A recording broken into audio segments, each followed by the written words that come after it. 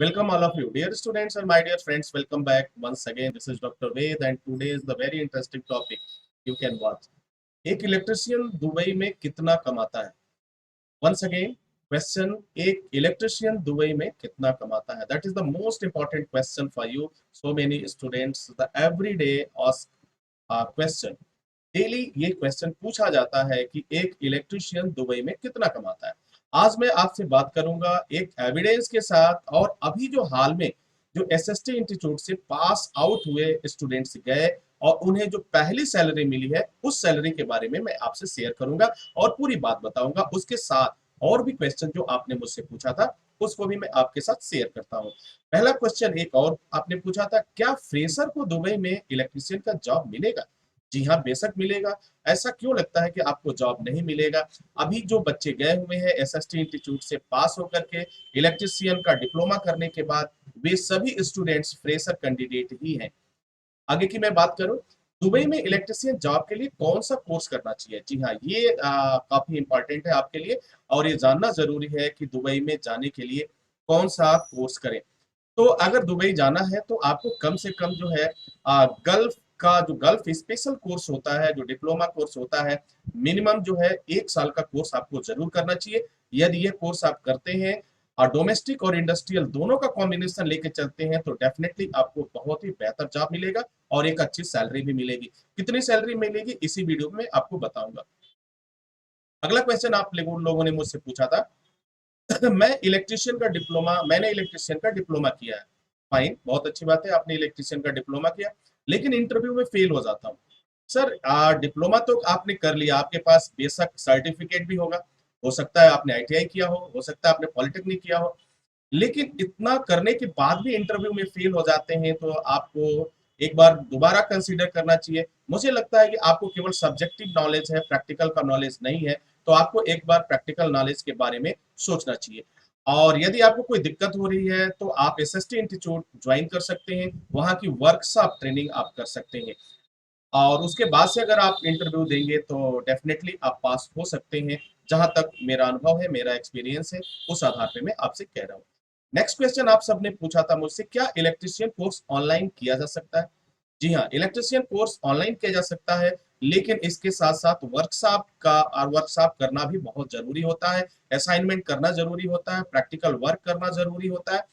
तो ऑनलाइन करने के साथ साथ आप प्रैक्टिकल वर्क जरूर करें ताकि कोई दिक्कत ना आए और क्लाइंट इंटरव्यू में आप पास हो सके। नेक्स्ट क्वेश्चन सबसे ज्यादा पूछा गया, मैं हाई स्कूल फेल हूँ, क्या दुबई जा सकता हूँ? तो dear students and my dear friends, आपने ये क्लियर नहीं किया कि किस जॉब के लिए आप दुबई जाना चाहते हैं। अगर इलेक्ट्रिशियन के लिए जाना चाहते हैं तो बिल्कुल नहीं, आप जो है कम से कम अगर हाई स्कूल पास हैं तो आप कोशिश करिएगा जाने के लिए। हाँ, और अन्य चीजों में अगर आप जाना चाहते हैं तो एक बार जरूर कंसीडर करिएगा, क्योंकि यूएई ने अपने वीजा नीतियों में वीजा जो नियम है, रूल है, उसमें बदलाव कर दिया है। तो कम से कम जो है हाई स्कूल पास होना जरूरी है। अगर आप हाई स्कूल पास हैं तो निश्चित रूप से आप जा सकते हैं, लेकिन हाई स्कूल पास नहीं है तो फिर आपको कुछ दिक्कतों का सामना करना पड़ सकता है, कुछ डॉक्यूमेंटेशन बढ़ जाएंगे, इमिग्रेशन वगैरह में थोड़ा सा दिक्कतों का सामना करना पड़ेगा। वैसे बहरहाल मैं आपसे यही कहूंगा कि अगर आप हाई स्कूल फेल हैं तो दुबई जाने का ख्याल न करें मन में, आप कहीं और ही काम देखें, क्योंकि बहुत सारी दिक्कतें आती हैं और वो बहुत से लोग जो गए वो अब तक बताते हैं। तो मेरा ये एक सजेशन है कि अगर हाई स्कूल पास है तभी जाने की सोचिए, अगर हाई स्कूल पास नहीं है तो फिर आप अपने ही देश में कोई काम करने का प्रयास करें। अब मैं बात करता हूं, जो सबसे पहले क्वेश्चन पूछा गया था कि एक इलेक्ट्रिशियन दुबई में कितना कमाता है। तो डियर स्टूडेंट्स, एक इलेक्ट्रिशियन दुबई में कितना कमाता है, तो अभी हाल ही में जो नए स्टूडेंट्स गए हुए हैं एसएसटीएन, गए हुए एसएसटी इंस्टीट्यूट से पास स्टूडेंट गए हैं, उन्हें जो पहली सैलरी अभी मिली है वो मिली है 1650 दिरहम की, यानी 1650 रुपए, माफ कीजिएगा 1650 दिरहम उन्हें मिल रहा है।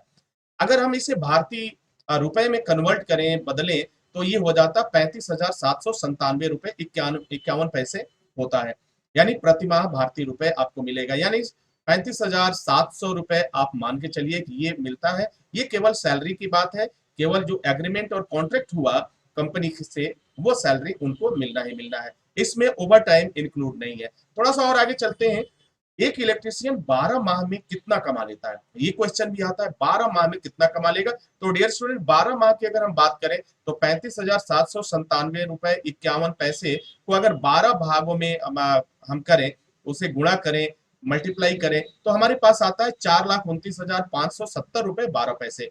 यानी एक साल में आप 4,29,570 रुपए 12 पैसे कमा सकते हैं। अगर मैं बात करूं कि ओवर टाइम के साथ सैलरी कितनी हो जाएगी, तो ओवर टाइम अगर इसमें जुड़ गया, भाई देखो किसी दिन ओवर टाइम आपको मिलेगा, किसी दिन आपको ओवर टाइम नहीं मिलेगा, लेकिन जब ओवर टाइम को कैलकुलेट करके एक एवरेज सैलरी की बात की जाए तो वह लगभग हो जाती है 5,50,000 रुपए। यानी ये मिनिमम सैलरी है।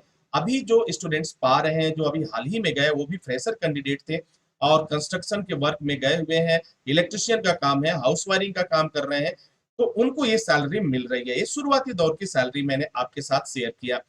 और औसत सैलरी की मैं बात करूं कि दुबई में प्रतिमा कितना हो जाएगा, ओवर टाइम और सैलरी की अगर दोनों को कैलकुलेट करके एक एवरेज सैलरी निकाला जाए तो उसमें आपको जो सैलरी मिलती है वह मिलती है 45,833 रुपए प्रतिमा।